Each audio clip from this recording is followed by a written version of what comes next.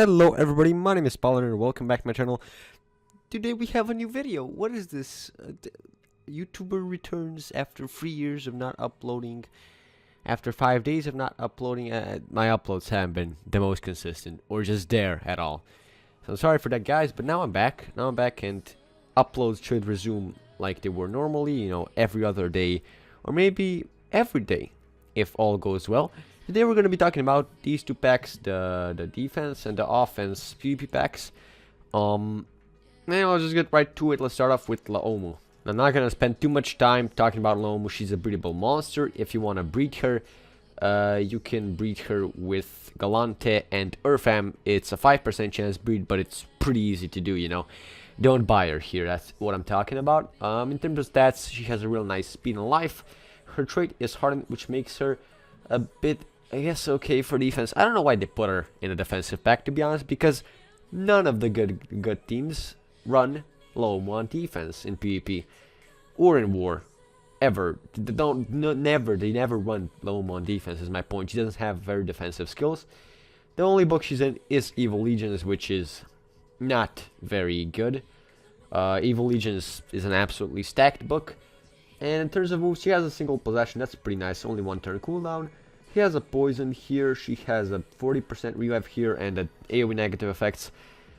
I guess it's okay. Laomu is a pretty decent nature monster. Pretty good nature monster, if I'm honest. But don't buy her for gems.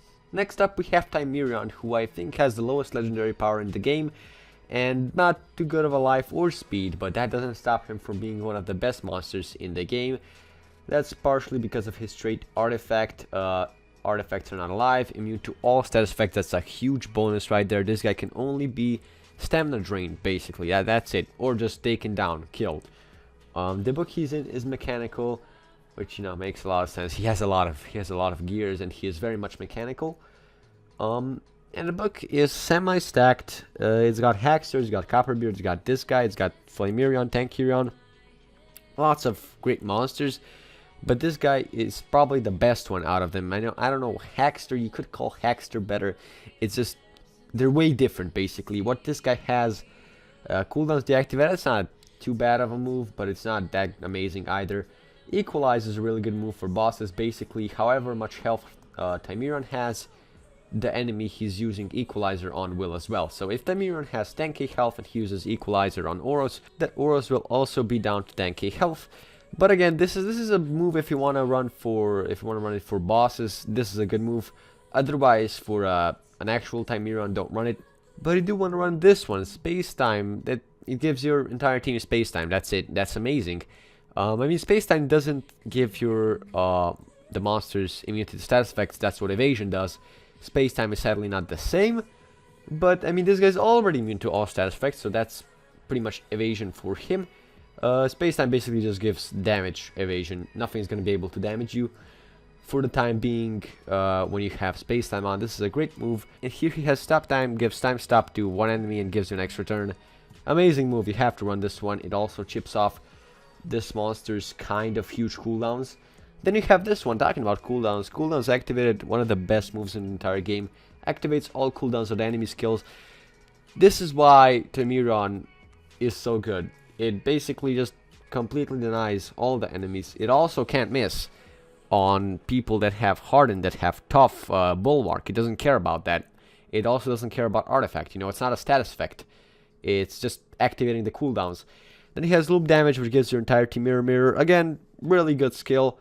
What you want to run is stop time, basically all skills group 3 and space time, in my opinion. If you want to make this guy to take down bosses, I guess Equalizer is justified. I wouldn't run this one though. Copperbeard has this, and I mean it's pretty good, but these 4 are just way better in my opinion. All in all, Timeman is an amazing monster. I definitely recommend him a lot. I don't have him myself because I don't like him. He's way too overused. Well, he's not overused because he's just that amazing, but everyone uses him, you know. That's why I don't like him, just like I don't like Tiris and Voltic. Low book selection, only in metal apart from that, but still, this is a great monster for PvP, offense, and defense. You know, you can run this guy on both, and he's gonna be amazing on both. So again, I definitely recommend him probably the most out of all of these monsters. And then you have Brontes, who's another great monster. On defense, he's pretty good. I don't know why they picked him for the defensive pack. I guess they didn't want to make the defensive pack too OP. But typically monsters on defense are generals, people with hardened, VIPs. I mean, they're obviously weren't gonna throw VIPs or Nemesis monsters in the pack, but I'm just stating who are most likely to be seen on defense. From my experience, I don't really see Brontes that much, and when I do, I just destroy him. Brontes is not particularly threatening on defense. He has stats apart from life. Immunity to stun, that's a pretty great trait, but on PvP defense, it's honestly not that amazing. Again, only good legions this book is stacked, but he is one of the best monsters in it, so yeah, he's a great choice for this book. He has an AoE stun, but in my opinion, his best move is definitely this Mega Stun one. It even stuns someone like Brontes. You know, he's immune to stun, but he's not immune to Mega Stun. Now, the only monsters immune to Mega Stun are monsters with a Celestial trait, or monsters that have Artifact, or if it maybe misses on hard and tough Bulwark monsters. That's it. Mega Rock Slide is an amazing move, and you can use it to pretty much Mega Stun any monster. That monster's out of there for 2 turns. He also has Barbarous Mace, which isn't too bad, and Ancient Shield Earthquake, but these 2 moves are where it's at for Brontes. Now, I definitely recommend Brontes, but I recommend Timeman 10 times more. If you need a great Earth monster or a great Evil Legions, not evil, good Legions monster, get yourself a Brontes. He's gonna do great for you. You can use him for PvP attack or defense. He's gonna do pretty well on both. And then you have an attack combo pack, and let's just start it off with Demise here. In my opinion, Demise is by far the best monster of this combo pack. She has bad power, mediocre life. Speed is pretty good. Immunity to instant death is awful, so she's probably the worst defense monster I've ever seen. Don't ever put Demise on defense.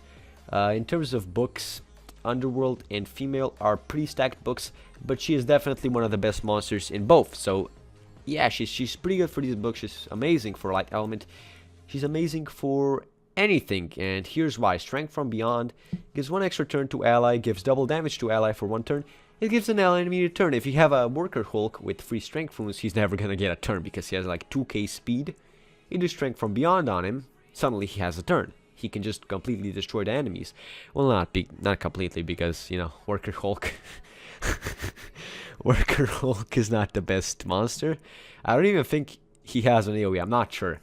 I'm just giving an example here why Strength from Beyond is so good. You can give this to Voltic and then it's over. You win.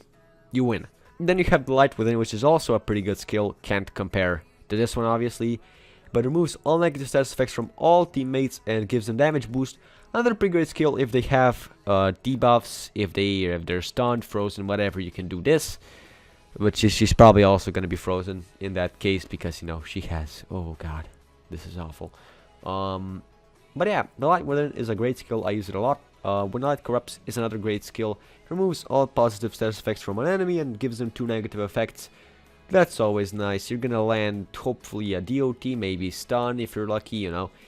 It's a great skill. I like it a lot. And then another one I like is Draining Light, which steals 15% of life from all targets, which is nothing because, you know, this monster's power is 3k. And then you have this move's power, which is 15. Sublime, am I right, guys? The best. It's not actually 15% of life, it's 50% of life, but still, she's not doing any damage. She's gonna heal by like 2k or 3k or something. Nothing, basically, but she does give regen to all of your allies, so that's why this move is pretty good, and that's why I run it. And the Celebration, yeah, I mean, it can be used, but I don't like it that much. And then you have Shining Tackle, which is another one that can be used, but I recommend this moveset, Draining Light and all of Skills Group 3 here. Again, Strength from Beyond is why this monster is good, and you should definitely pick her up. She's gonna make your attack PvP team a whole lot better. Whatever you do, don't put her on defense because she's gonna use Strength from... Even if she does use Strength from Beyond, she's probably gonna use Draining Light or the Light Within or whatever. There's a very low chance she's going to use this, and even if she uses this, there's a 1 in 3 chance she's going to actually do it on your attacker. She's probably going to do it on herself, and that happens all the time for me. And it's amazing. In all my battle history, I've only witnessed an enemy demise on defense do Strength from Beyond on the right monster one time, and I've battled so many demises because people just don't know what they're doing. So yeah, really don't use her on defense ever. But otherwise, she's the best monster of this attack combo pack. If I had to rank her in terms of both packs, she'd be right after Tamiran, so definitely get Demise. And then you have Frostbite, who has a pretty high power, a Thieves speed. You know, Thieves speed is okay. It's not the best. It means he cannot outspeed Thieves, even though he's sort of a counter to her, but not really. He has a mediocre life, I guess. His straight is just as awful as Demise's. Actually, it's better, but it's not good. Now, here's the tricky part. No books. No. Okay, okay, let's ignore that. No books. He is not in any book. There's like 2 monsters. Not 2 monsters, but there's like 10, 15 monsters that are not in any book, and he's one of them. He is going to be in the upcoming winter book, I'm pretty sure. I mean, that still hasn't been released, but he looks very wintry. He's a goddamn popsicle. So that's why I think he's going to be in the winter book. There's going to be a few monsters still without a book, because not all of them are winter monsters. Rest in peace. In terms of moves, this is why Frostbite is so great. He has an AoE freeze. I mean, that's pretty good. That's pretty good. But then he has this one, which is another AoE freeze, but it also removes 100% of stamina from a target. And if that target is General Thieves, she has no stamina to do anything with. She's not even going to be able to use Stamina Devourers on her second turn, because she's only going to have 50% of her stamina. This is why I said that he is kind of a General Thieves counter, but not really. Mostly because of his speed, but also because this stamina drain, it can miss. If a monster has tough, like General Thieves, 35% chance. If it just so happens to be that you're really unlucky and you miss the freeze, and you miss the, 65% chance to land the energy point drain, that Thieves is still gonna go. It's not a 100% chance that the stamina point drain is gonna land. But most of the time he's gonna be a General Thieves counter. He also has Arctic Boost, which gives double damage and 50% of stamina to all allies. And Arctic Boost is another pretty great move. I love it a lot. In terms for the last one, it's this one, definitely. You're gonna be running this guy's Denier.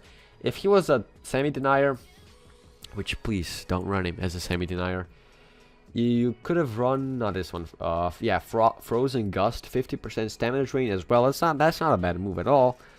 But this one's 100% stamina drain. Granted, it does no damage, but it also gives yourself 40% stamina, and that really comes in handy. I don't really use Frostbite much, but I do remember when I did use him kind of a lot. This energy point self heal was very good. So I definitely run Glacial Snowstorm, Piercing Rainfall, and Arctic Boost. And for the last one, actually no, I definitely run this one as well. This is the pretty much only Denier skill set to go with Frostbite. Definitely pick this one if you want to get him. So yeah, again, Frostbite is a very, very good attacker PvP option.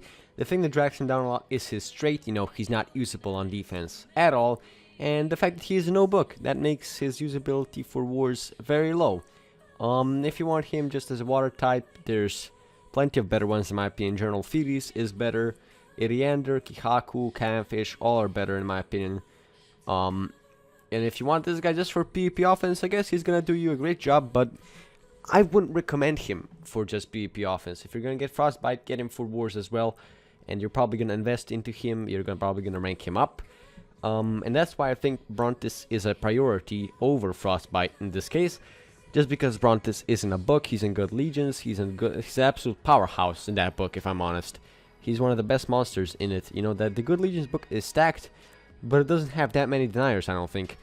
So yeah, I'd rank Frostbite 4th in terms of both the attacker and defense combo pack. But he's still a very good monster, don't get me wrong, but I'd rank him 4th. And the last monster is Alex Bone, and I love this guy so much. He has a pretty nice power, he has a pretty mediocre life, and a pretty nice speed. Well, not pretty nice power, a very nice power and a very nice speed. His trait is not very nice, it's pretty bad. In terms of books, he's in the family book, only one book that's not that great. But in terms of moves, he has this one, an AoE stun, that's never bad, and with his speed, he's gonna take maximum advantage of it. And he has also an AoE daze, that's also never bad, and then an AoE more moderate thunder damage, but it gives himself evasion, which is really good. And there he has another move that gives himself evasion here. So essentially he can be invisible for 2 turns. Evasion makes nothing land, not even status effects, so he's pretty much just sitting there tanking hits, hoping for the AI to be dumb enough to hit him, and just sitting there eating his popcorn and stunning and dazing the enemies. He also has this move, which is really great as well. I don't know, it depends on what kind of Alex Bone you want to run. If you want to run him as a Nair, go for all of skills group 3 and ping the Marshal. If you want to run him as a hybrid monster, a semi-denier, semi-attacker, I'd go for Contrived Outbreak, ping the Marshal, my cellmate Hakataka, and the AoE stun.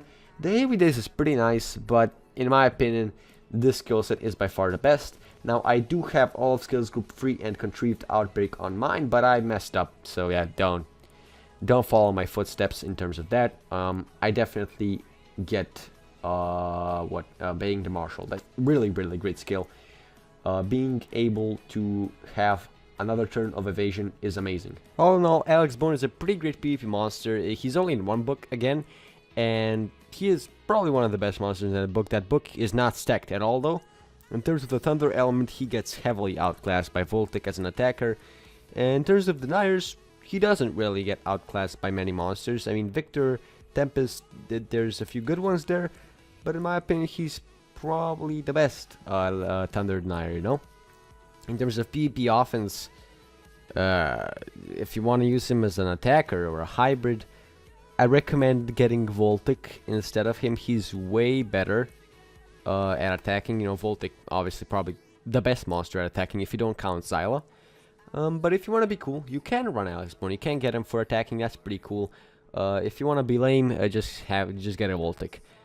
If you want to use him as a denier or a hybrid or a team speed booster, not a hybrid, in PvP, feel free to do that. He's a pretty great monster for that, but only for offense because he's not too amazing for defense due to his trait.